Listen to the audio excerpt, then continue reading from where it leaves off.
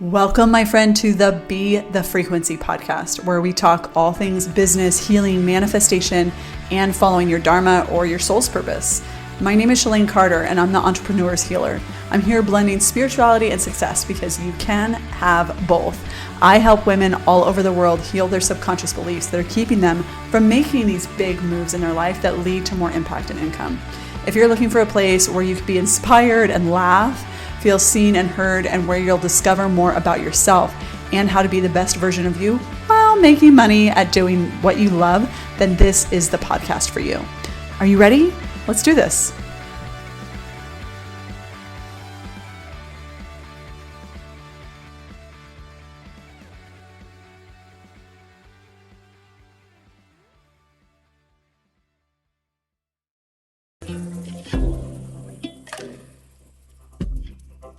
Hey, all you beautiful souls, and welcome to the Eat, Pray, Slay podcast. My name is Shalane Carter. I'm your host. I'm also a personal trainer, yoga teacher, meditation guide, and spiritual leader. This podcast is the perfect convergence of all things health, wellness, yoga, and spirituality, and really learning to break through limitations and open yourself and your spirit up to receiving all the abundance the universe has to offer.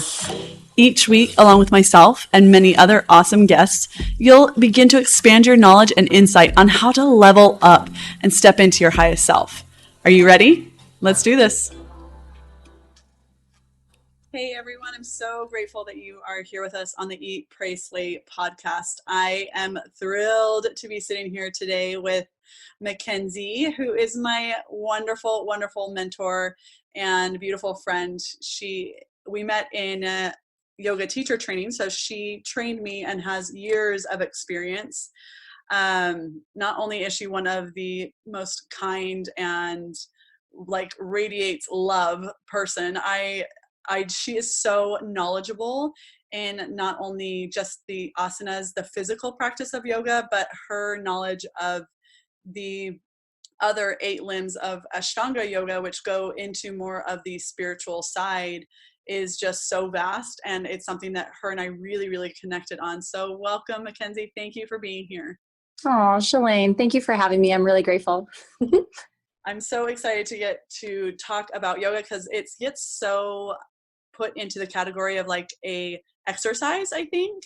And you see a lot of like asanas and things like that. But I would love for you to give all of our listeners a little bit of a background of just like how you found yoga. Oh man. Well, I found yoga. I was training to become, or I guess go to school for musical theater. And I actually went to visit my aunt when I was about 15. This is when I was like, okay, I need to buckle down and figure out what I'm going to do in college. And there was this yoga studio right next to the dance school that I was training over the summer. And it was a Bikram yoga studio. So that was my first exposure, was the Bikram series. And I would go there after the full day of intensive dance training and take yoga after, which is pretty insane now that I'm thinking back. Body, yeah. Yeah, it was a lot. And the Bikram series is pretty militant and very difficult and demanding, which I think is what drew me in at first. I thought that it was a really big challenge. So yeah, that was my first exposure. This was almost 13 years ago now. That's great. So how long have you been teaching yoga? I've been teaching yoga since I was 21, so almost 7 years, which doesn't seem that long. I feel like I've been teaching longer. Right, you're like, I teach it every day, all day.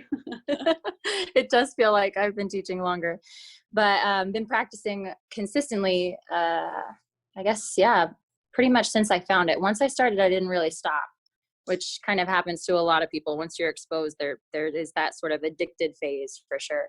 Yes. And I'm going to so enjoy our conversations today because I think a lot of people are like, oh, like they feel that like addiction to coming to class. But I think some of the addiction is actually the feeling, not necessarily like the flexibility or the workout. And which so kind of leads me right into let's go over a little bit about the 8 limbs of Ashtanga Yoga. So you spoke that you started in Bikram, yoga, which is very much like same, is it 26 or 27 postures? 26. Yeah. Okay. So you do the same 26 postures on your right and your left side. And in Ashtanga yoga, it is the same series as well. Is that kind of what drew you into Ashtanga? Yeah, it's interesting that the very first time I was exposed to Ashtanga, I actually wasn't the biggest fan for the reason Isn't that how everything works? It's like your partner, you know, and stuff like that. People are like, at first I didn't like them.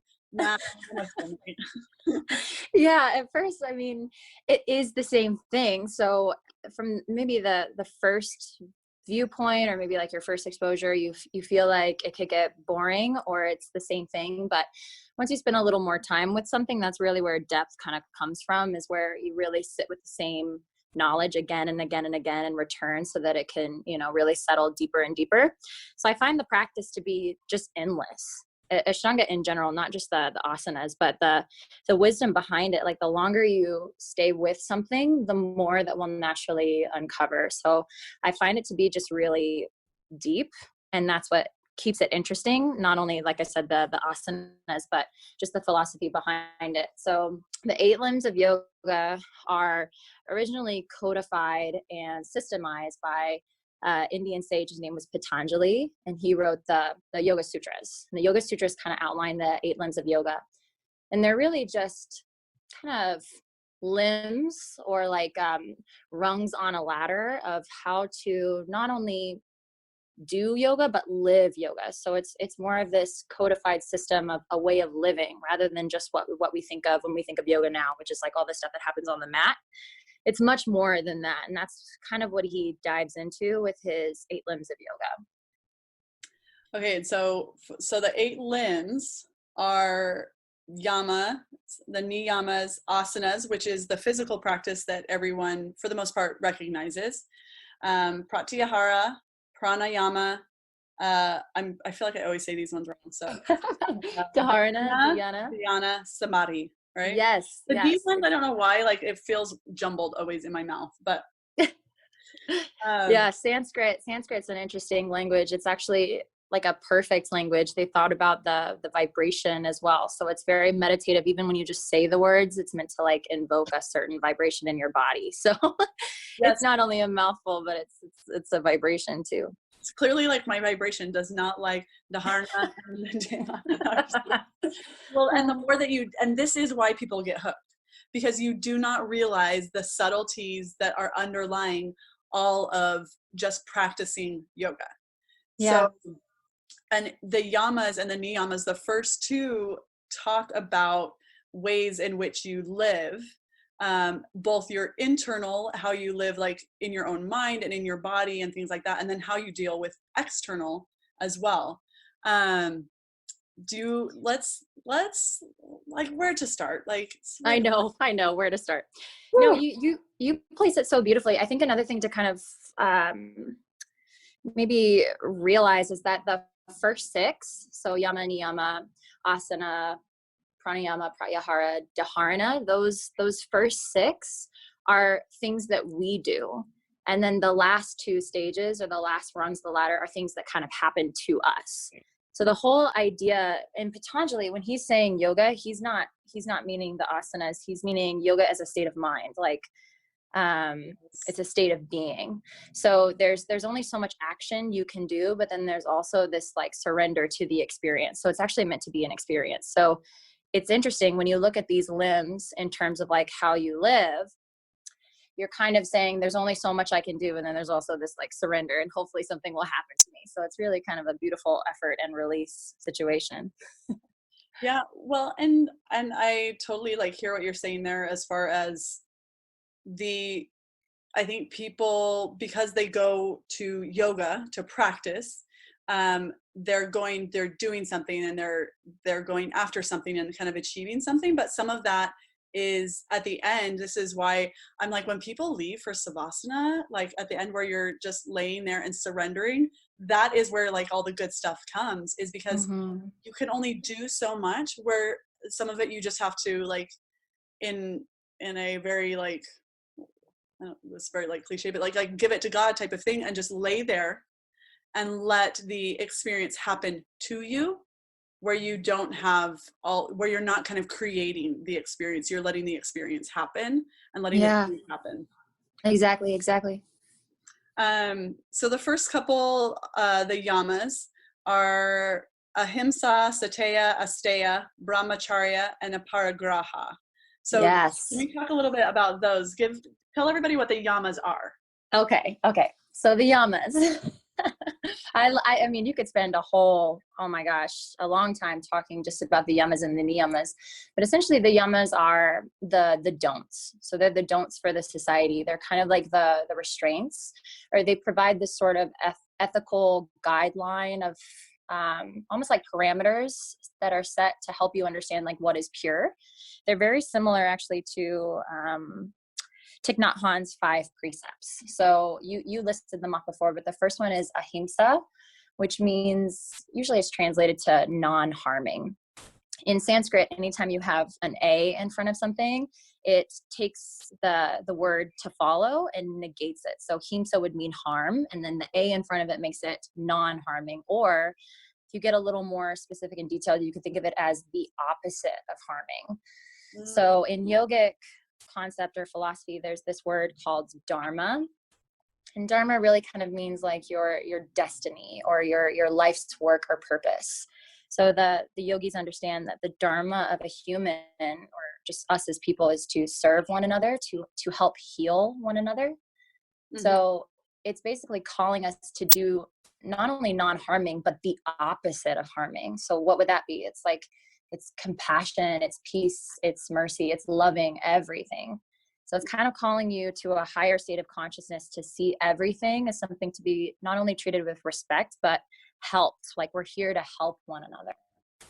Well, and I love this one too, because the more research that I've done on it is it never specifies humans per se. It's not harming to all things, including like yourself. Yeah, exactly. Like animals, the earth. I mean, just all things, like coming at from it of a perspective of love, like you were saying, that doesn't that doesn't leave anything out. It's an all-inclusive love. Yeah, and really, I mean, you're really nailing it on the head. The main, okay, so if we kind of back up just a little bit, the very first Yoga Sutra that Patanjali says is Yoga Chitta Vritti Nirodha. And that's the first sutra. It's Yoga Sutra 1.1. So he's saying yoga is the cessation of the fluctuations of the mind. So what are those fluctuations that we have? Like, what are those mind waves? And basically he's saying that all of your mind thoughts, or those waves, come from 2 emotions, love or fear.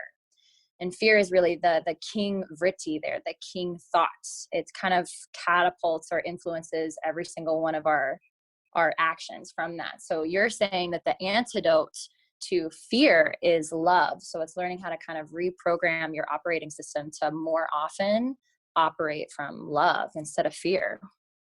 Yeah, which I think takes a lot of courage and stuff like that. That it's scary. It's scary sometimes when you stand up for something in and encompassing all that love. It defies a lot of, I think, what has been taught by others and by other societal norms. And so sometimes coming from that place of love, even though it feels right, also feels scary. But like embracing that, like remaining true to treating all things with reverence and love and kindness. Yeah, I think that's kind of a perfect segue into Satya, which is the next one. So Satya is the truthfulness, is usually what it's translated for, or not lying. So it's kind of calling you to be real more than being nice. However, we just had before not harming. So it's really kind of interesting. Ahimsa and Satya kind of dance with one another, and they balance each other out.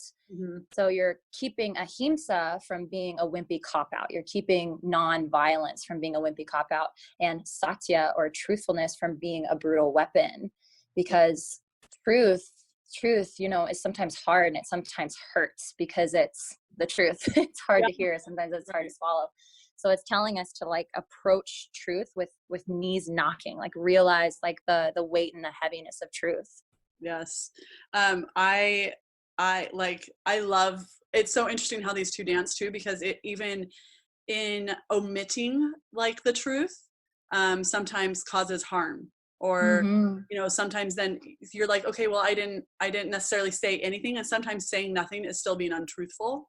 Mm. And so even like to look at it that way is, it's not just being always like true and doing what's easy or doing what's right. It is even saying what's right, even though saying nothing would also create no waves. You know what I mean? Mm. Yeah. Yeah. So, I mean, you can already kind of see how these principles, like how many dimensions they can kind of affect. It's like ahimsa. Usually people think of that in terms of like their diet or trying to go for a vegetarian or vegan diet. And satya, we think of in terms of like how you speak, but there's so many other dimensions or layers and levels that these can affect. And that's why it's like so interesting, because it's so vast. It's like, how many places can these principles touch my life? And Right. it's a never ending journey of uncovering, really. Well, and that's why I think of when people are like, oh, I'm a yogi, or I live the, people are like, oh, they're, very into yoga or whatever. This is why people seem a certain way and seem very into yoga, is because it stretches and touches all aspects of your life and of everyone's lives without even realizing it. Mm. Um, the physical practice just helps to kind of illuminate some of these things, I think, in your mind. Totally, totally. Um, So that's just two of the 5 yamas. still trucking. Still going. So the next one would be kind of asteya, or non-stealing. And it's funny, the longer you kind of practice, like you're saying, the more you practice, the more it kind of illuminates other areas that could be cleaned up in your life. This one is particularly recently kind of showing itself to me. I love stuff. I like to collect things, and the asteya and a parigraha kind of go hand in hand. That's what I like to call them. Yeah. They kind of go hand in hand, and I'll delve into that a little bit later. But asteya means like non-stealing. So it's trying to encourage you to envelop or develop a minimalist attitude, and kind of ask yourself, do I need to take more than I need? Right. And also kind of understand that nothing really, really, truly belongs to me in the first place. So if I'm going to take something, then I need to be prepared and willing to give something back to that whole dharma calling of service and compassion and loving and healing. It's like, if I'm going to take anything, then what do I have to give back? Well, how can I serve, rather than just take and take? Well, and I think too, if anybody has ever lost their job, or, filed bankruptcy, anything like that, you realize how quickly your life and what you have, I'm doing air quotes, you can't see me, but what you have can really disappear. Mm-hmm. When someone passes away suddenly and stuff like that, all of your reality of how that experience was with that person, or, in that job, literally becomes obsolete.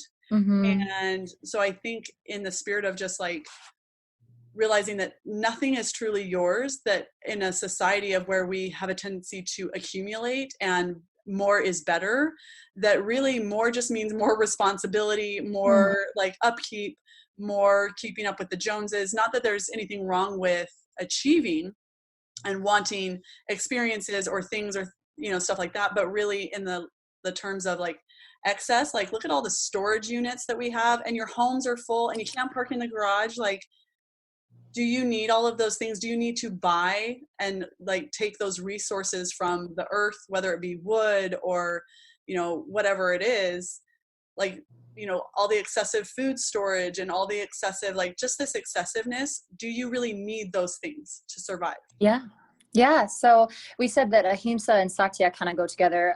Asteya, or non-stealing, which is what we're speaking to now, also kind of goes with a parigraha, and that's the non-hoarding or possessiveness. And I think that's what you're really, really, really touching on, is the possessiveness. And really, when you start to gain too much and hoard too much, you're kind of saying, like, I have this belief that I do not believe that I'm supplied for my future.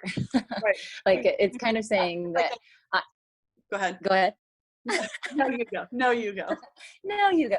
Yeah. I mean, it's really just saying, like, I have this lack in faith, whether it's God or the universe, however you want to kind of, acknowledge this greater spirit, and saying, I don't believe that I'm being cared for. And that, you're saying that you would rather just hold on to that rather than trust and support and believe that you're supported. So aparigraha, the next one, kind of liberates us from that greed, because at some point, the things that nourish us poison us, right? Yeah. Too much of vitamins are bad too, you know? Yeah, there is too much of a good thing. Like too much sun eventually gives you a sunburn. Too much sugar gives you a bellyache. And like you said so beautifully, anything that we cling to creates a maintenance problem, like a responsibility. Once you have it, you then have the responsibility to take care of it. So asteya, non-stealing, and parigraha, non-hoarding, help us stop identifying with what we have outside of us, and rather tell us to take a look at what we have within us, so that you can maintain your balance, your equanimity, your upeksha in both famine and wealth, so that no matter what's going on in your external world, you're still balanced, calm, happy, peaceful, grateful. And it's interesting because as you're saying this, I'm just thinking like it really makes you take care of your internal landscape, what's going on in your mind, and taking care of like your physical body and like your health, instead of being so concerned about your external body, like what your surroundings are, your home, although those, you know, having your needs met is one thing, but really I think we are discouraged in our society from, or have been in the past. I think it's definitely making a comeback of really being mindful of how we take care of our thoughts, how we take care of our relationships with ourselves, and our love that we hold in our hearts for other people. And instead of placing that love and importance and value on what you have externally, it's more of what you have internally. Yeah, absolutely. I mean, that's the yogic, that's really when like the yoga is working for you, when you stop kind of identifying yourself with the external validations and you really settle into the peace of intrinsic self-worth, that it's like already there. Right. Yeah. Which I mean, this bleeds right into brahmacharya too, the non-excess. Oh, this is my favorite one. And I say that. Save the best for last. I know. Well, I say that after everyone. And it's funny. They all kind of intertwine, of course. Like when you're talking about one, the longer you talk, the more you end up talking about another one. So they definitely all connect and play into one another. But brahmacharya is usually translated for like celibacy, or people usually, you know, reserve it or discuss it when they're just speaking about like inappropriate sex. But really, brahmacharya, another way that I've seen it translated is walking with God, or walking with the divine. So that's my favorite interpretation of it too. Yeah, mine too. So it's asking you to look at your energy, and look at how you expense your energy. And it's saying, don't waste your energy frivolously. Understand that any exchange or interaction that you have is sacred. You're walking with God. So any sort of interaction or connection that you have with another is divine. So uphold that as like a sacred exchange. Don't just, you know, throw yourself at anything or anyone. Understand the difference between enough and excess. So use your forces wisely for your work, for your culture, for your spiritual growth, rather than just, you know, this, that, or whatever. Well, and again, it's like, okay, you place the value, your value is so high on your internal self and your worth that you don't go seeking somewhere else for that validation or for that love, that you really cultivate the spirit of love from internally, from your work that you're doing on yourself, from your internal kind of experiences, rather than feeling that outside kind of like you need from outside in order to feel good inside, and just kind of flipping that script. Yeah, absolutely. So brahmacharya, like I said, is usually like celibacy or fasting, but really you could kind of think of it just as like energy management. So instead of thinking so much about like time management, it's like, how am I using my energy, and what am I doing to replenish that energy, and what helps me gain more energy through my connection and communication with others. So real quick, I like to also think of this one as, if we learn to be very present in the moment, we really take pleasure in that moment, and you don't have the need to kind of always be on to the next, which is how you kind of get into excess. Yeah. you've kind of learned to appreciate the moment as is, without judgment, without expectation, without anything for the person, the circumstance, whatever, but just really enjoying and being present, so you don't feel like you need to end that moment to then get to the next one, you Yeah. know?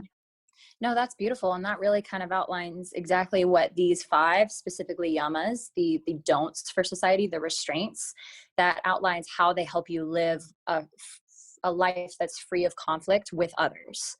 So Yeah. that's what it's trying to do. It's trying to say, hey, listen, like, we are humans and we have this tendency to go for extremes because we're sensation junkies. So Mm-hmm. how do I live a life in the middle? And it's calling everybody to do that, like understand where the middle line is and where is too much and too little, because we're not meant to, totally not enjoy life. It's just, learning how to not be so pulled to enjoy too much to the point where it hurts us. Yeah. Because again, anything, you can have too much of a good thing. Yeah, it's true.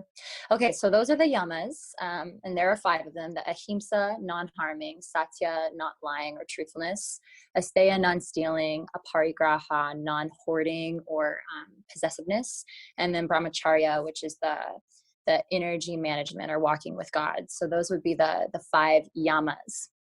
Now then, if those were for like the don'ts for society of like how to interact with your community, then the niyamas are the do's for the individual. So do these without restraint.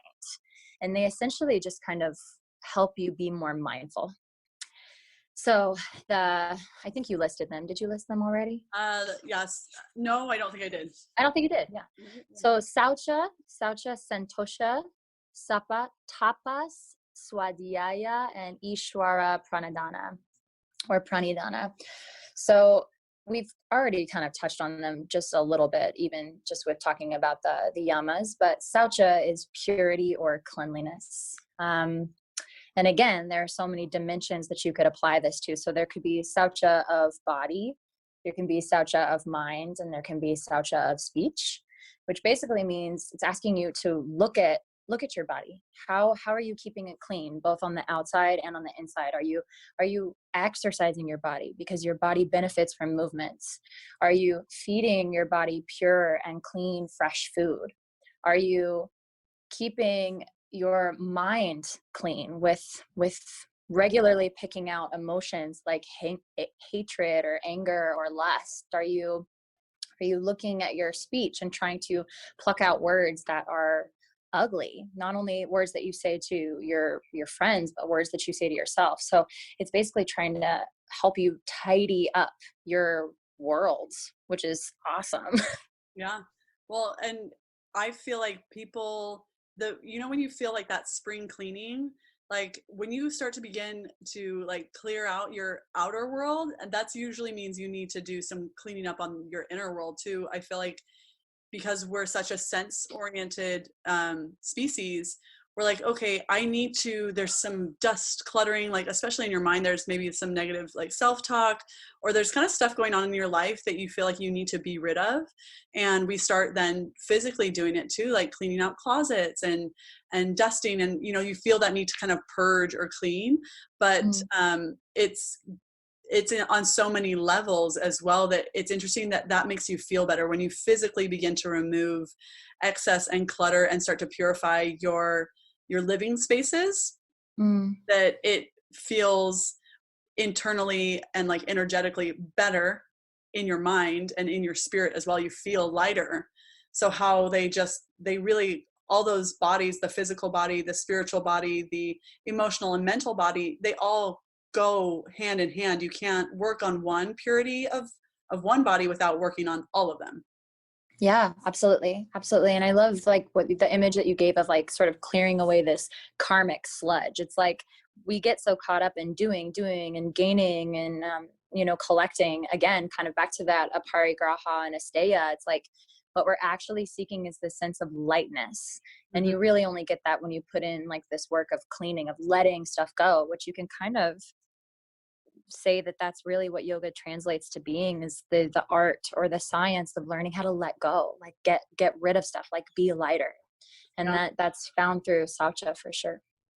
I totally agree. And I feel like, again, this kind of just threads right into Santosha, which is contentment, feeling gratitude Oh, my for, favorite. I'm like, yes. um, Yeah. like even that, like feeling gratitude for what you have, even when you're releasing, you know, and maybe purifying some thoughts and things like that, when you're doing some of this work, with a sense of gratitude, like at some point it served you. At some Yeah. point, you needed it or wanted it, or it was some part of what was meant for you at that time, but it's no longer meant for you. And as you're creating this sense of purity within your life on the physical and spiritual realm, how feeling gratitude and contentment for what you do have and where you are, really amplifies all the limbs of yoga. Yes. There's a very famous, I think it's Brene Brown. She says, no amount of self-improvement can make up for your lack of self-acceptance. Yes. Yes. So Brene Brown. I love her. yes, I do too. I love her work. So it's cultivating on purpose the belief that you're lacking in nothing, and helps you understand. And I'm such a, I'm guilty of this, that busyness is addictive, and it really kind of operates from this sense of emptiness that you need to do more, be more, that more and more and more is always better. And that is ultimately what sets us up for suffering. It's like we don't actually need any of these activities or achievements to prove your worth. So you're able to replace the busyness with just beingness and realize, like, I'm okay. Like I'm content. I have everything I need. Everything is unfolding as it should. And it just helps you take a breath and slow down. Yeah. Well, and honestly, our society is just so conditioned to respond. You figure text messages, emails, notifications, all of these things where we don't have the opportunity, or we haven't been taught, I think, how to be content in the moment. I think that gets passed over for, achieving, and they're like, oh, connection, but some of that connection to self is equally as important. And kind of when you release that expectation of the need to respond, you're able to feel the gratitude and contentment within each moment, as opposed to, Absolutely. you know what I mean? Yeah. And I think it helps nip in the bud the habit of the mind. So the mind, it's designed to think, right? And it's designed to look for problems because it wants to solve. So say, for example, you're like in a traffic jam. Santosha kind of helps you just be like content even in that. It helps you say, I am in a traffic jam, rather than my day is totally ruined because this idiot in front of me had to blah blah blah, like, and just goes off on this like tangent, making up this story. I mean, we all do that. So Santosha just helps you see the moment as it is and be like, okay, this moment sucks. But then it can end there. It doesn't have to keep going. Right. Your emotions don't have to keep getting like triggered, and you don't have to keep reacting. It just helps you be awake to the moment and feel it as it is without going overboard or getting lost in the story. Yeah. Or kind of taking that emotional upset to go with you for Yeah. the day. Like, you don't need to carry that on throughout your entire day. It bleeds into tomorrow and all of these things. Like, it can just be what it is and Yeah. belong. Yeah. So Santosha, I mean, I find myself often saying just Santosha, just to myself, to remind myself, In like, traffic. yeah, I do. I really do. So that one helps me a lot because, like you said, contentment, it's a hard thing to teach, and it's an even like harder thing to learn. I think it really just comes with life. Yeah. Yeah. Okay, so then let's see, we did Saucha Santosha, then the next one would be tapas. And not the delicious Spanish food. Although you can have those as well. I feel like Yeah, you you can. I do love tapas. So tapas, I've heard it often translated as like I guess the art of accepting pain, or another one of my favorites is I've the never heard ache of, that. oh really? Yeah, so the ache of austerity. So tapas means like, oh gosh, tapas, like this burning enthusiasm or austerity. You could even think of it as like the science of character building. Yes. Meaning, yeah, meaning that when you have tapas, you have the 4 Ds. Sharat Joyce said this actually. So he said that you need devotion, dedication, discipline, and determination. Like all of those encompass what it is to have tapas. I love that. Yeah, so it means like to be on this path, this yogic path. It takes tapas, dedication, discipline, determination, and devotion to come back, because naturally we're going to stray from this path. So it's acknowledging that this path of the yogi to maintain balance is very difficult, and it's something that you have to keep returning to. Mm-hmm. So it's kind of like a painful process to have dedication. It's sometimes painful to have devotion, to have discipline and determination. My cat is playing with me. Says, hello, I'd like to be on the podcast too. Yeah, she's beautiful. So, I mean, like, think about it. I mean, I teach a 6 a.m. class Monday, Wednesday, and Friday. There's a pain that I feel when my alarm goes off at 5 a.m. Girl, me too. There's a pain that I feel when somebody invites me to go do something fun and I have to say, like, no, I'm sorry, I have practice. Like, there is this sacrifice that you're making to maintain this discipline. And that's what it's talking about. It's like the pain of letting stuff go or saying no to some things so that you can keep saying yes to yoga. So that's one way to think of it, thinking of tapas. And in a FOMO culture, like, I think people do not realize the value in foregoing some things so that way you can gain something for a more eternal happiness or a more eternal fulfillment. Like getting up for yoga at 6 a.m. Like, it's, or, you know, even maintaining a workout program or anything like that. It is hard. No, said like maintaining a healthy body was easy, but, you know, maintaining a healthy spirit or anything like that, when you want to achieve in your job, you do things that are uncomfortable, that push you out of your comfort zone. It is the same when you're growing your spirit and when you're growing a deeper connection to self. Like, it is going to take that discipline of continuing to return to things that still make you uncomfortable. Yeah, for sure. The pain of purification. Like, there's this analogy of, like, it's like you're trying to walk through the desert to an oasis. And it's like, I think Lao Tzu, he said, you might end up where you're going if you just don't turn around. Yeah. So it's like, so often we embark on this journey and then we meet the first obstacle and we're like, nope, I'm out and turning around, instead of just staying the course, that you will arrive if you just don't give up. Like, don't turn around, just stay on the course. And that constant recalibration is what it means to have tapas, because it takes an ache, like a burning desire that no matter what, you're going to stay on course. Yeah. And this applies, again, I feel like all of these applies to not only just like your spiritual body and your spirit itself, but also like your physical body, your emotional body, like noticing when things bother you and leaning in anyways. Like, it's okay to be uncomfortable, and instead of leaning into the pleasures so much, learning to lean into the pain a little bit more. And because then you're like, wow, I did it. Like, once that pain period has passed, I read it in a book. I can't remember which book it was, but relating this to like a controlled burn in a field. Like, you have to burn away certain things that are not serving you in order for new, you know, growth to happen. It has to be, and it's nourished by the burn. For sure. Yeah, for sure. You have to move past some of that, but you have to have it first in order for it to be uncomfortable so that you can learn. Like, there's all the stages are necessary, but if you turn away from the painful part, you don't get the blessings. Yeah. And again, like with what we were talking about in the beginning of like just doing the same thing, like there's something to be said at this level of mastery that comes from someone who's done something like 10,000, 10 million times.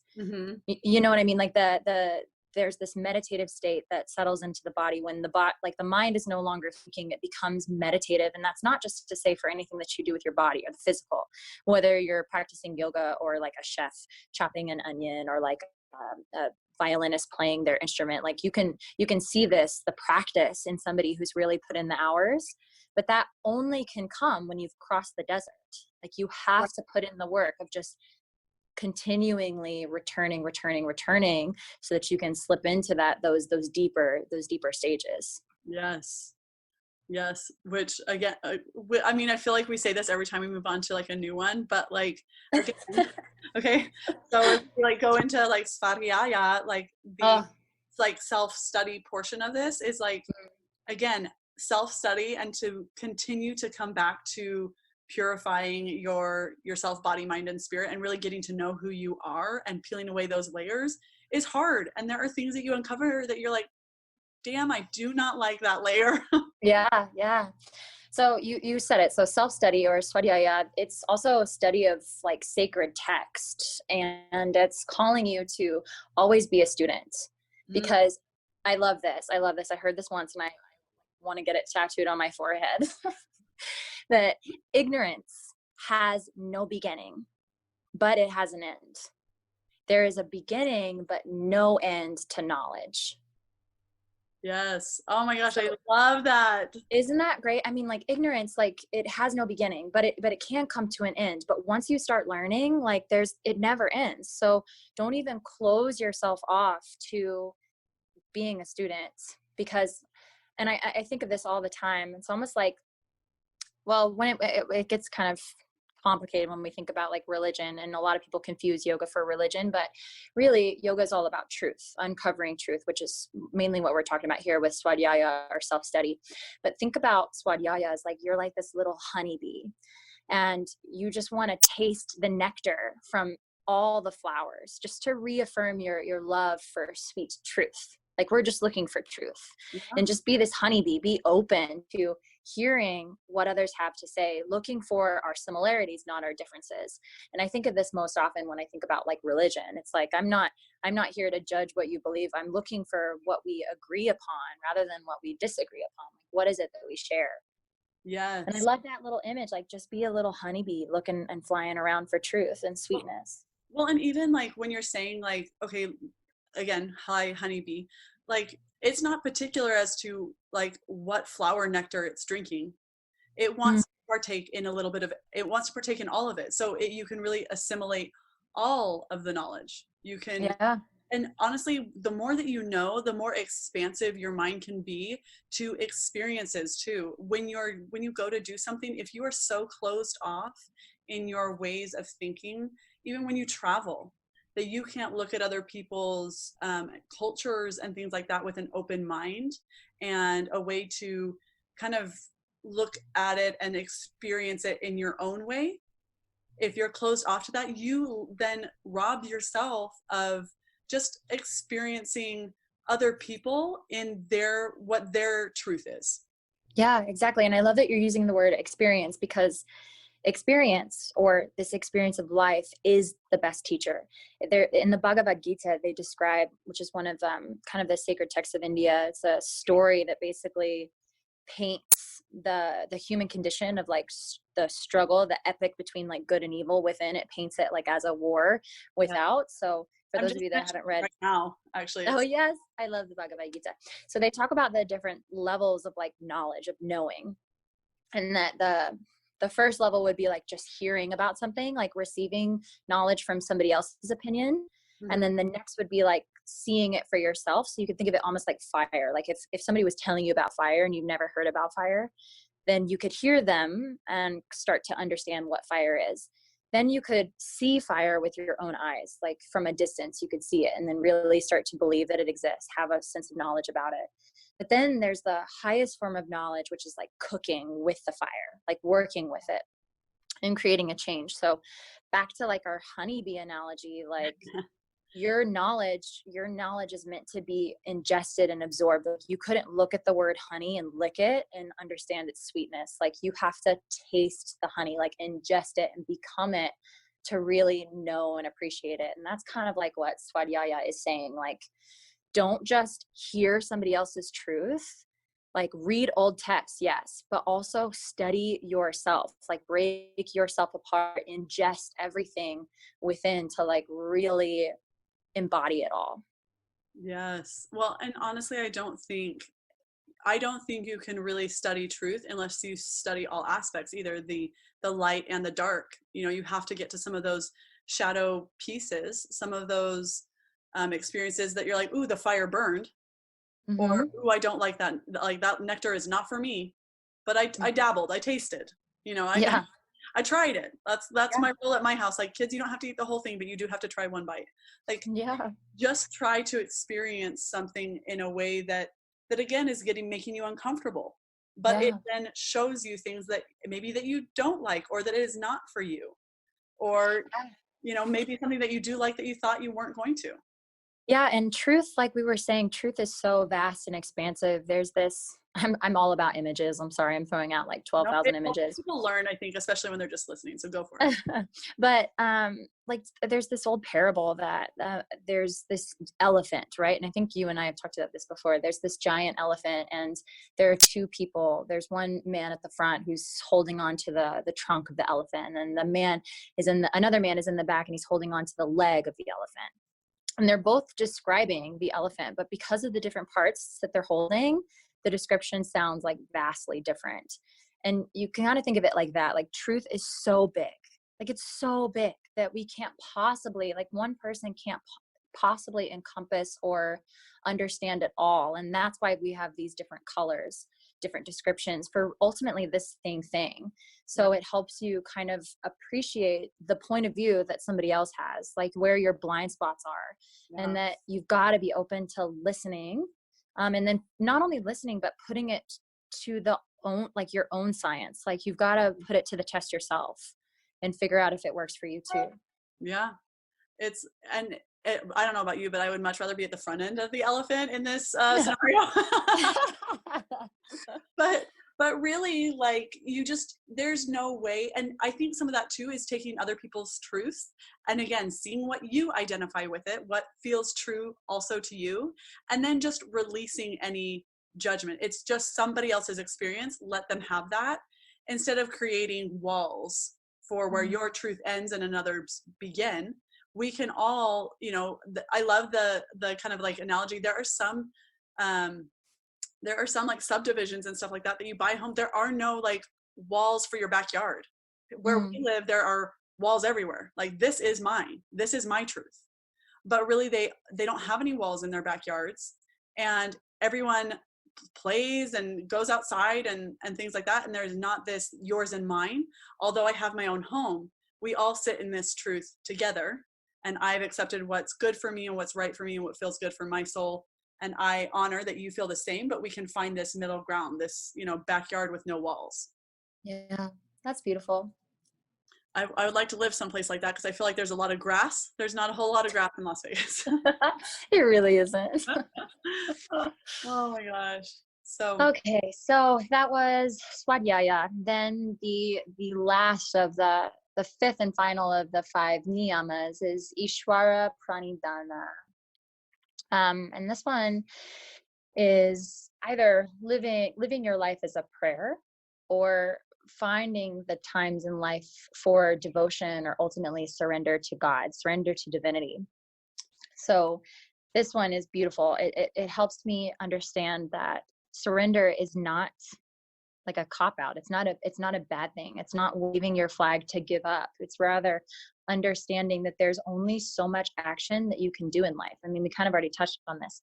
And one of my students actually painted the picture really beautifully. It's like with you shooting an arrow, you can have the bow, you can have the arrow, and you can pull the arrow back, but at some point you have to let go of the arrow. Well, it's like you have no control over the wind.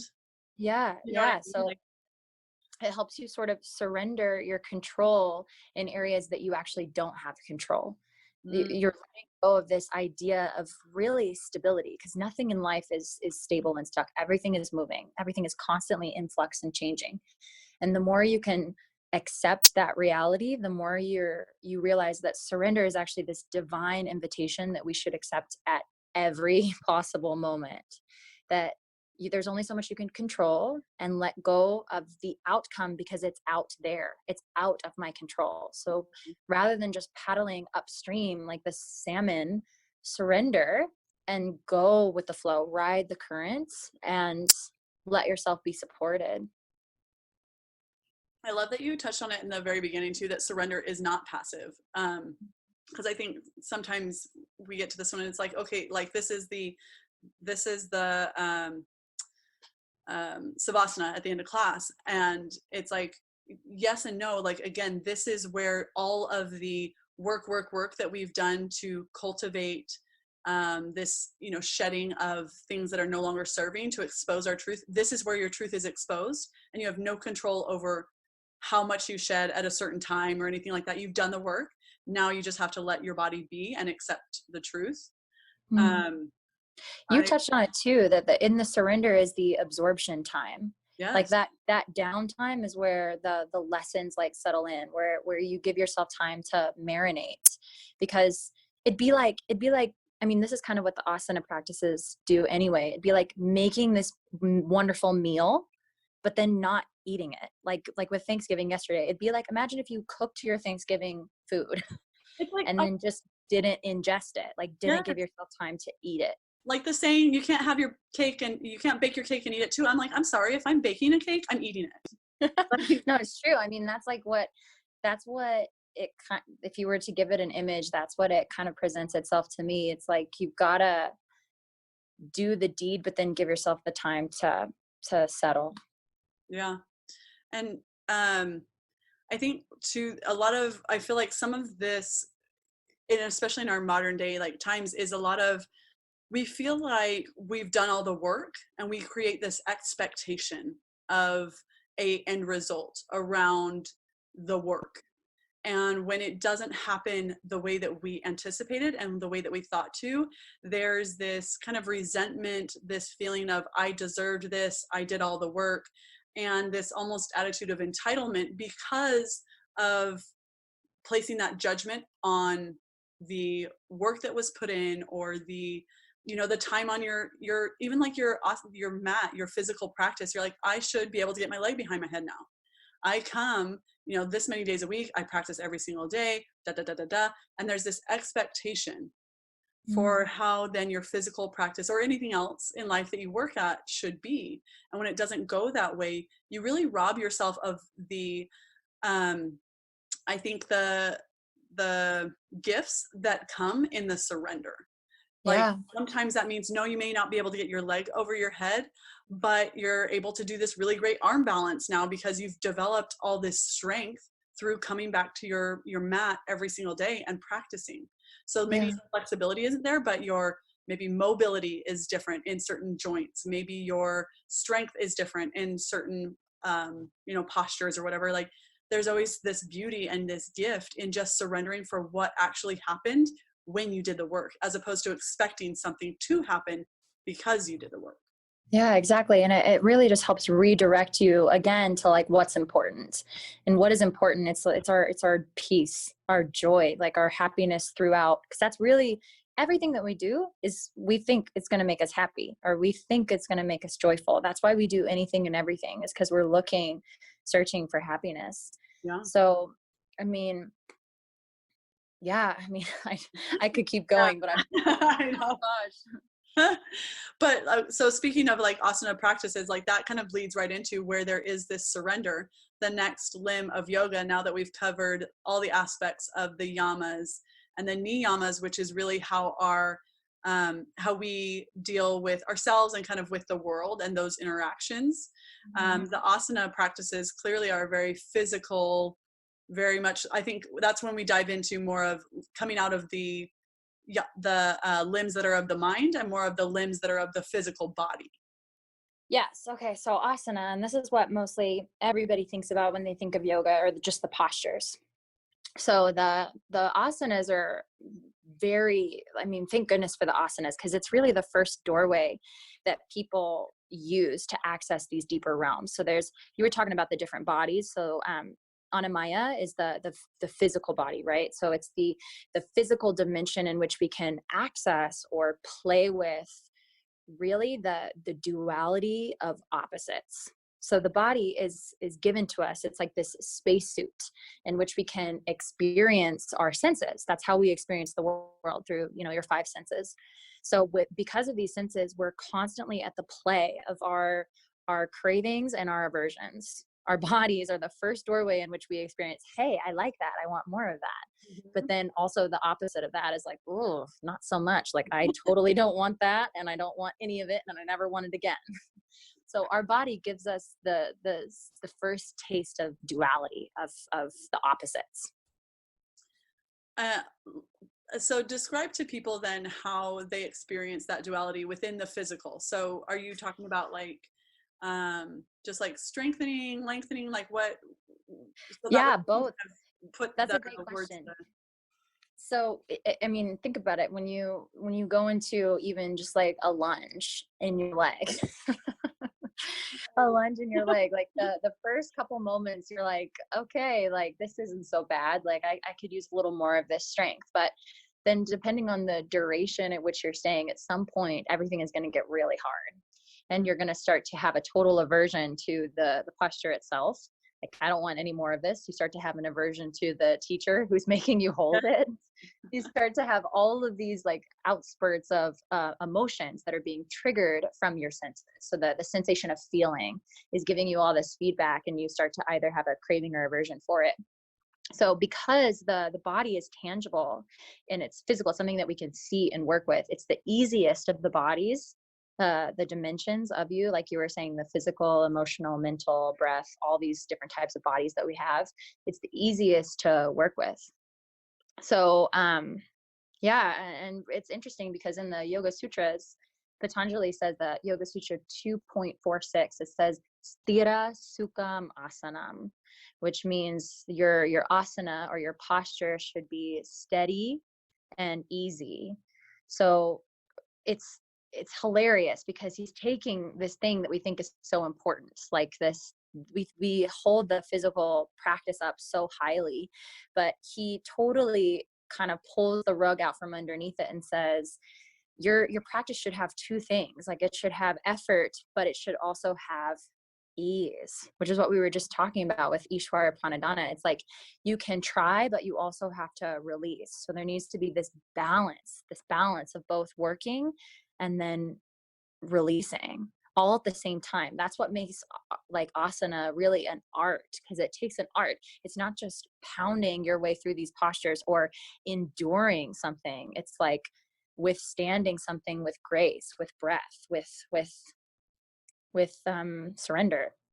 well, and that's what I love. Like so in Mackenzie's intro, so I take her class frequently. She was my instructor. And one of the best things that you say, I think every single class when I hear it, I'm like, yes, is sometimes you need to relax into the posture to really get the full experience of it. So in a posture that is difficult, and I feel like you always say it when it's like splits or something like that, that's really hard, or something that creates a lot of aversion in the mind. Because sometimes the relaxing is not just the physical relaxing, although it is, but also the mental, right? Your Yeah. mind is like, this hurts, this hurts, this hurts. And instead of having that process running through your mind, having the process of, this comes easy, this is temporary, change is inevitable, I won't be here forever, although it seems Mm-hmm. like a long time. Yeah. Yeah. So, I mean, and that's what they kind of, or Patanjali, at least, he goes on to say that the mastery of the postures then isn't about like doing the posture. Like, it's not about the full expression or binding your leg behind your head, or if you're in splits, like your hips touching the floor. It's not about that. Mastery of a shape is actually your unshakable like freedom, which is found through like uniting those opposites of effort and ease. So it's the perfect marriage of both ease and efforts that help you not only like overcome the ups and downs on your yoga mat, like you're talking about, but also in your life. So it's like understanding that these opposites are teaching me how to just be free from all that. Well, and there's so much more. I think that even like the physical practice, kind of leading into pranayama, like the practice itself is not just physically moving the body, but also your breath within the body, your pranayama. So this Yeah. is like the next limb of like the body aspect of the 8 limbs of yoga. Yeah. So if asana is kind of this body control, the pranayama is your energy manipulation or breath control. This is a really fascinating limb all on its own. So think of your respiratory system and your nervous system are really closely related. You could think of them as almost like two sides of the same coin. So when you're stressed, your breath. Like if stress was one side of the coin, then the other side of the coin would be how stress like manipulates itself in your breath. So think about it. When you're stressed, your breath is kind of like short and choppy. Mm-hmm. When you're calm, say we have another coin, one side of the coin is calm, then the other side is how the feeling calm affects your breathing, which is usually like long and deep breaths. So pranayama or breath control techniques help you intentionally exploit that phenomenon. So it's saying if you're feeling like anxious, then you can take your breath and breathe in a certain way to trigger your nervous system to be more calm. Mm-hmm. Well, and this is why, when you're holding these postures, even like going back to the lunge, where your mind starts to wander into like, this is hard because we've been here for long periods of time, utilizing this limb, utilizing your breath to really control your nervous system and calm your nervous system to stay through the hard things. Yeah. And so you can reap the blessings and the benefit, which is, a stronger body, a more resilient mind, all of those things. All Absolutely. come breathing, shifting your perspective. I really think everything is found in the breath. My teacher often says that the greatest adjustment you can make is always returning to the breath. That breath is the passport to your peace. That anytime you remember breath is a moment where you wake up. Like it's the instantaneous coming back to presence. Well, and it's the only thing that happens in our body automatically and just goes on without thinking, and also can be controlled by us as well, which is, I think, a huge doorway that in our day-to-day lives we overlook, that you really do have the power through your breath to shift how the circumstance or the situation, the experience is happening by just creating a more peaceful internal landscape. Yeah, absolutely. And the breath body, that's what people actually are addicted to when they come to a yoga class, whether they know it or not. The deep breathing triggers such a relaxation response in the body that it's addictive. And when you miss yoga for a little bit and you're like, I just feel off, like I just feel like I can't really articulate what it is that feels better when I go to yoga. And 100% it's the breathing. Like people just don't breathe deeply unless they're told to, in a yoga class. So it's the greatest gift really that you could give to anybody as a teacher. If you're a teacher, just constantly reminding people to take a deep breath. I mean, it goes so much deeper than we even know. Yeah. Well, and I think too, this is why there's so much, at least I feel like there's a lot more awareness happening around just breath work, and experiences where I think the yoga class is becoming a lot more breath focused and a lot less posture focused and asana focused, in the sense of you can create that experience by breath alone without even moving. Yeah. And you can have a very transformative practice even if you just sit and breathe. Mm-hmm. Agreed. I think the other limb that kind of encompasses the body as well is the pratyahara, and because it creates, even when you close down your eyes and you begin to breathe, that's the first experience of it is that sense withdrawal, which then again allows you to experience your body and spirit in a completely different way when you shut off one of those senses. Yeah. And sense withdrawal, it seems like such a difficult thing. But really we all have this experience all the time. Think about like when you're watching a movie that's like totally captured your attention. You could be sitting watching that movie and somebody's talking to you and you could like not hear them. Mm-hmm. That's kind of what like pratyahara feels like. It's not only sense withdrawal, but it's sense redirection. Like you're so focused on something that everything else kind of blurs around the edges. So in the yoga practice, like the asana, where you're on your mat, teachers encourage this in many ways, mainly like the drishti or the gaze, like focusing your eyes helps you withdraw from distraction around you because you're focusing on a single point. The bandhas or like the locks within your body help you kind of take your awareness and fine tune it. And then the breath also, when you focus on the breathing, it gives you something to harness onto rather than just being pulled in every which way. Wherever your eyes take you, your energy follows. So like where your attention goes, energy flows. You need to kind of focus your attention so the energy can flow there. Yeah. Well, and even experience, I think it allows you to have the experience of yoga inside of your body as well as like the external. You know, if you're sitting in a posture that's uncomfortable, some of that experience then begins, you know, in your mind to shift and to change and things like that. So really refocusing where you're placing that attention and withdrawing all of the excitement that's happening in your mind around like, this hurts, this hurts, this hurts, to, you know, this is easy, my breath is calming, my, you know, and really focus, like inhale, exhale, like, and creating this like pivot in how you experience. Yeah, absolutely. I mean, it's kind of mind blowing when you really think about like awareness and consciousness, how powerful and cool it is that your awareness has this ability to either broadly expand or really focalized and zoom in. Like you have that power. And so often, usually whenever we're suffering a lot, it's because we're like so zoomed in and focused on like one particular thing, which is essentially what pratyahara is. Like you can zoom in on something good or you can zoom in on something bad. And so I think just the exercise of taking your awareness and like closing it and opening it with pratyahara is really beneficial, because sometimes you need to zoom in, but sometimes you also need to like take a step back and like see the bigger picture. So think of the muscle of concentration as a muscle, and exercise it in the sense of making it big and making it small, contracting and expanding. And I think we're not encouraged to do that enough. I think it's because we're, again, so motivated by the five senses in our physical body. We allow all that experience and all that sensation to run wild with how our mind thinks and how we operate in our day-to-day life based on sensation. But when you begin to shut off and redirect focus, you're able to actually control your thoughts, your mind, how the experience and circumstance happens out on the physical world, because you're mentally aware of where your focus is. So you're not deterred by all this other noise. Yeah.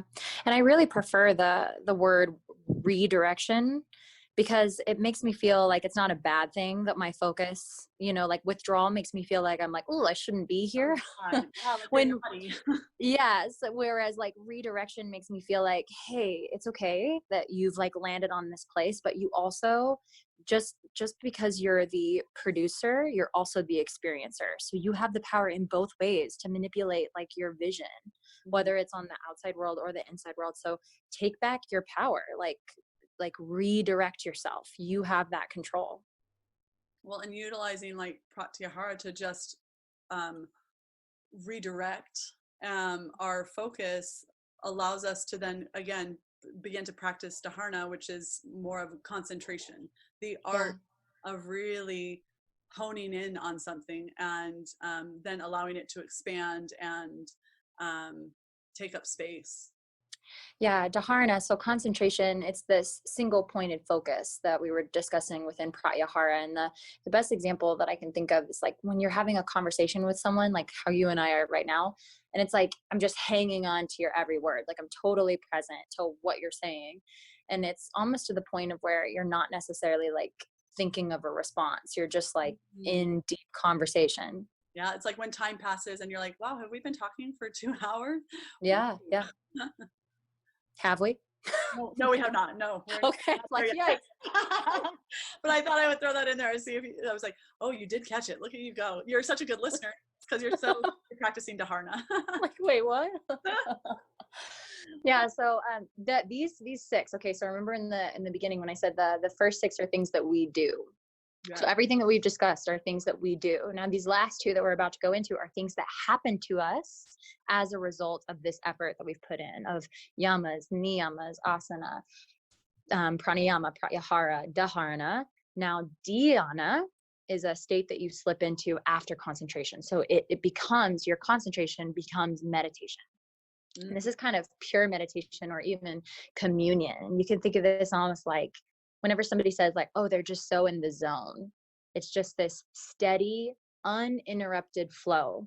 And I think it's Light on Yoga, he describes dhyana as compared to like a stream of oil being poured out of a bottle slowly and steadily. So from the outside, the oil looks like it's still, but really it's this continuous unbroken flow of outpouring oil in the same rhythm and pace. So it looks deeply still, but it's really just perfect movement that just keeps going in a steady stream. Well, and I think too, this is where people struggle when we speak of meditation, and yoga in particular is really known for the value that they place on meditation. But I think when people describe it as this constant flow, right, of deep kind of concentration, people don't realize that there has been all this work. Again, you had to get through the other 6 limbs, right, to get to this point. And so those who experience this deep flow of feelings of meditative state have done all of the hard work of going through the sense withdrawal of pratyahara, who have gone through dharana, who have really, honed in on their concentration and are now at the steady flow. And I think people struggle the most when they're trying to meditate because they think that they should automatically hop into this natural state of equanimity within the mind, that your thoughts patterns are just going to cease because you sat down and said, I'm going to meditate. But meditation can be a flow of movement. Even like I notice sometimes in my practice being so, because I already know what, this is the beautiful thing about Ashtanga, because it is formulated in a very specific way, and the postures never change as far as sequence. You can, once you know it, get into this state of breathing and sense withdrawal and physical practice all at the same time, and it bleeds right in to dhyana. Yeah. You are meditating and moving at the same time, but you have to go through all of these steps. So those who sit down to meditate, I think, get most frustrated when that natural flow of experience of meditation doesn't come so quickly right away. Absolutely. And I love that you're articulating it in the sense of like actually sitting down and meditating. But I think too, like, especially Patanjali, he's saying like, if you're wanting to take this practice and live it, then what does it mean to like have a meditative conversation with someone? Like, what does it mean to cook with meditation, like cook with dhyana? What does it mean to drive your car with dhyana? So it's saying like, it doesn't have to just be like what you're doing on your mat or when you go to like physically meditate. Like every part of your life could have the expression of dhyana if you want to. Yeah. Yeah. Where you kind of just get into this, like, it's like, again, like conversations, or, when you're for like me, when I'm creating like programs and stuff like that, and I'm writing content and it's just flowing effortlessly. Like, I just know how I want to speak to my clients. I know how I want to help them and serve them. And it's just like word vomiting out. And I'm not closing my eyes. All my senses are like a going, but I'm just so in the zone, so to speak, Yeah. And back to that surrender thing. It's like you've finally just gotten out of your own way. There's this sense of like exhaling, of like allowing yourself to receive rather than trying to like work to produce. Like there's this softening that has to happen for dhyana to appear. Yes. And releasing that expectation. Like you're just doing the work and surrendering, and allowing it to happen. I feel like dhyana is one of those things that cannot be forced. It's a thing that happens to you. You cannot. Again, why are they all so interconnected? They are. And samadhi is the most like beautiful of all. And it can be such a lofty like concept, but I really think that everybody has experienced seconds of samadhi, which is the last limb. Samadhi would be like absorption or oneness. Total, if you took that communion, that pure meditation, that being in the zone, samadhi is absorption.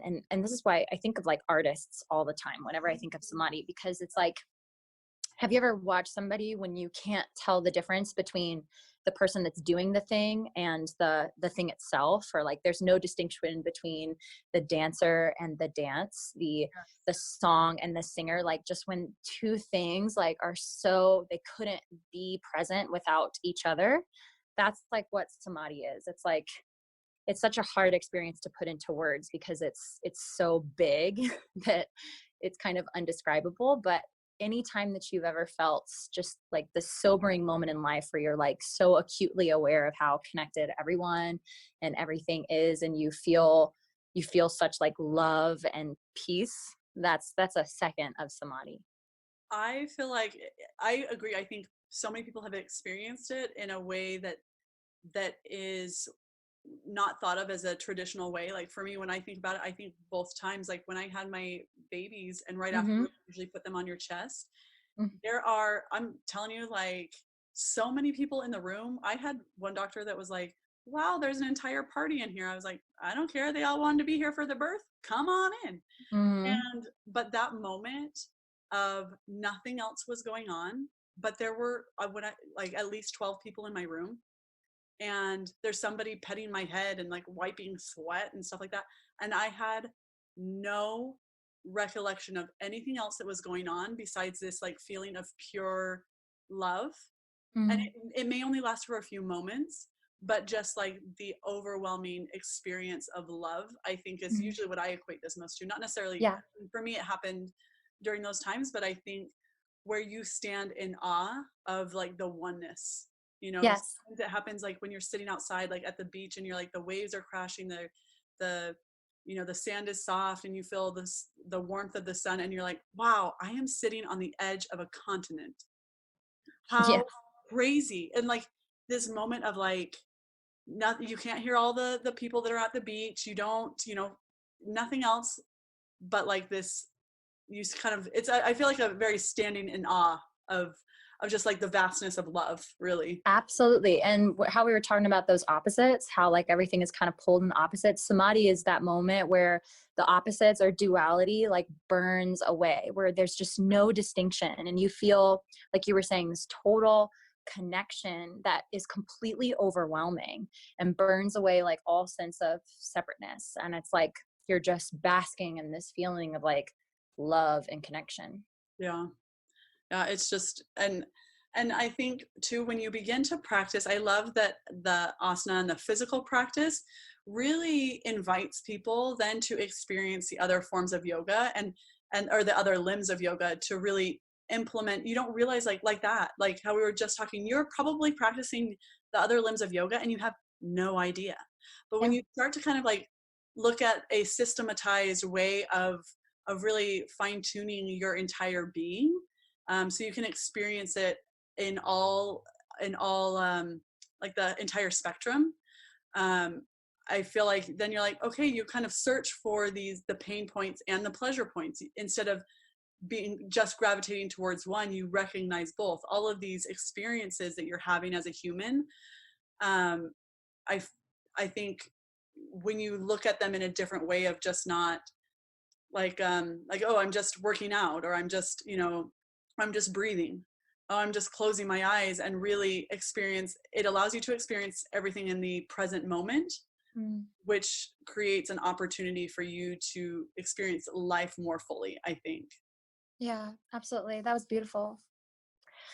So, I mean, this is so like there's so much to say within these, and we barely scratched the surface. But as far as like the yamas, the don'ts for the society of ahimsa, non-harming, satya, not lying, asteya, not stealing, aparigraha, non-hoarding, and brahmacharya, energy management, and then all of the yama or the niyamas of saucha, santosha, tapa, swadhyaya, ishwari, pranadana, those just help you clean up your life, both how you interact with everyone and then how you treat yourself.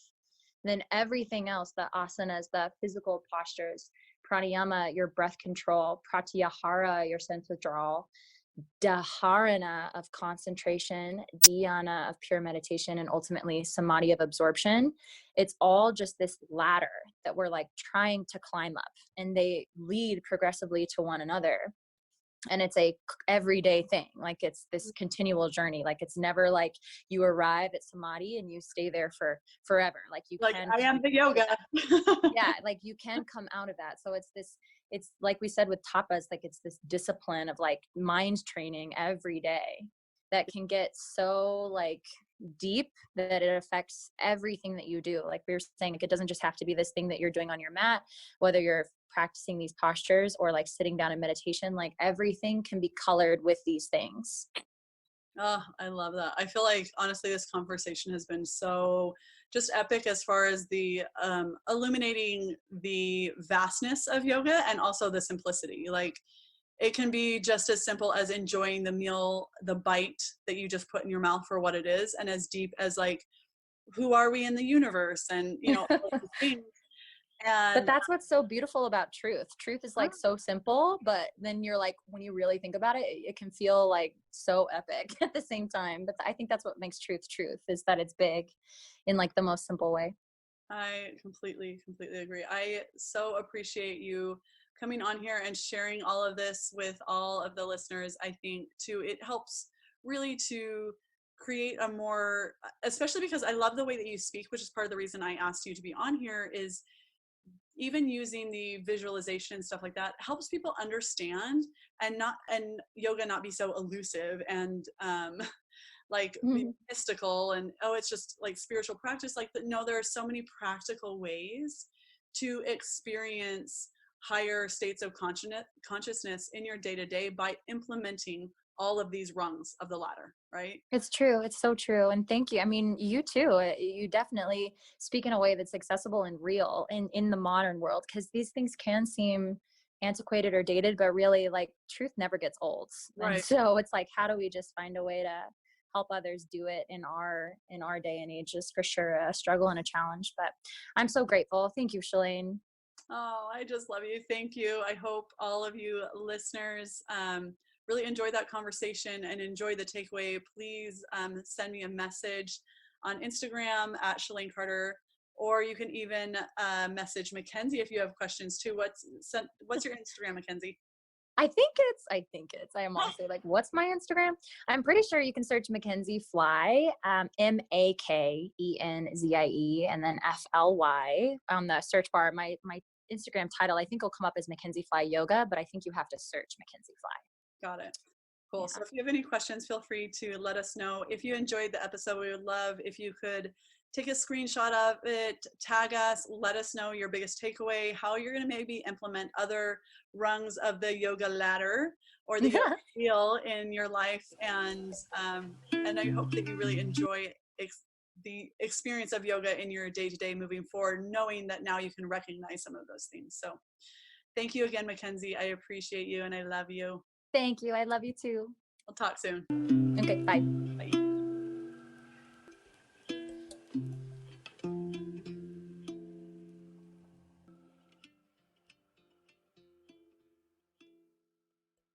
Don't forget about the giveaway that we're doing. So if you liked this episode, I would love for you to leave me a review, or if you just want to review the entire podcast, if you're an avid listener and you've already subscribed, go for it. Make sure that you subscribe to Be the Frequency podcast. Follow me at Shalane Carter, and then get your extra entries by tagging somebody that would love the episode or the podcast in the comment section of any of the posts, as well as sharing the post to your story and making sure that you tag me as well for these extra points. The top 5 people that have the most amount of points are going to be winning the giveaway. Don't delay. Do a review. Make it easy. Get yourself 10 points right off the bat. I love you all, and I cannot wait for you to join me on the 15th over on Instagram at Shalane Carter for the announcement of who is winning those awesome prizes. Until next time, you guys. Cheers. This podcast is intended for information and entertainment only. This content is based in personal experience and opinion. This and any other content produced by CLW Studios is not meant to be taken as health, relationship, or financial advice. Results are not guaranteed. If you are interested in mentorship or coaching with me, check out the website linked in the show notes to get more information. Any opinions of guests on this podcast are their own and do not represent the opinions of Shalane or CLW Studios. Learn more about Shalane, her guests, and CLW Studios by following the links in the show notes.